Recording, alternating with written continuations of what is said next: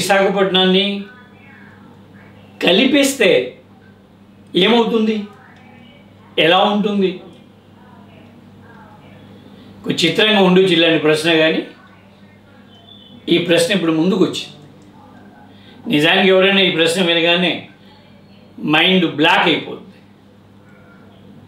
ఎందుకంటే ఆదిలాబాద్ తెలంగాణలో ఉన్నది, విశాఖపట్నం ఆంధ్రప్రదేశ్లో ఉన్నది. అది వేరే రాష్ట్రం, ఇది వేరే రాష్ట్రం. ఈ రెండింటిని ఎలా కలిపేస్తారు అని ఎవరైనా అడగవచ్చు. ఇలాంటి సమస్య ఇవాళ ముందుకు వచ్చింది. మళ్ళా ఇవాళ ఈ క్షణం ఆంధ్రప్రదేశ్ ముఖ్యమంత్రి చంద్రబాబు గారు, తెలంగాణ ముఖ్యమంత్రి రేవంత్ రెడ్డి గారు హైదరాబాద్లో సమావేశమయ్యారు. విభజన అంశాలని పరిష్కరించుకుందామని చంద్రబాబు గారే ముందు ప్రతిపాదించారు. దాన్ని రేవంత్ రెడ్డి గారు స్వాగతించారు. ఫలితంగా ఇవాళ సమావేశం జరుగుతున్నది. అయితే నిన్న ఒక విచిత్రం జరిగింది. పాత సమస్యలు ఎలాగో ఉన్నాయి, పరిష్కారం కాకుండా చాలా ఉన్నాయి, చాలా సమస్యలు.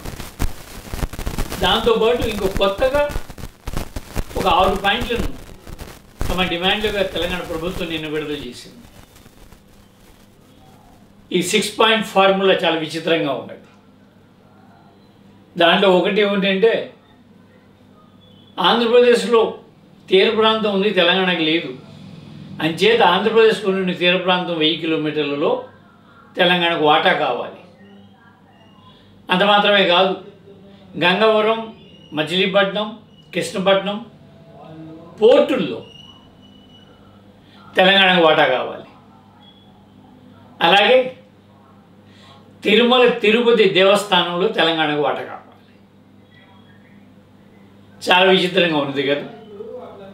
తెలంగాణని దక్షిణానికి తిరుపతికి, ఈశాన్యానం విశాఖపట్నానికి సాగదీస్తే ఏమవుద్ది? అది పూర్వపు ఆంధ్రప్రదేశ్ అవుతుంది, ఉమ్మడి ఆంధ్రప్రదేశ్ అవుతుంది. ఈ డిమాండ్ చేయడం వల్ల రేవంత్ రెడ్డి గారు లేదా తెలంగాణ ప్రభుత్వం సమైక్యాంధ్రను కోరుతున్నారని డౌట్ ఎవరైనా వస్తారు. ఈ చిన్న లాజిక్ని వాళ్ళు ఈ డిమాండ్ పెట్టిన వాళ్ళు మర్చిపోయినట్టున్నారు. చిత్రంగా ఉంది.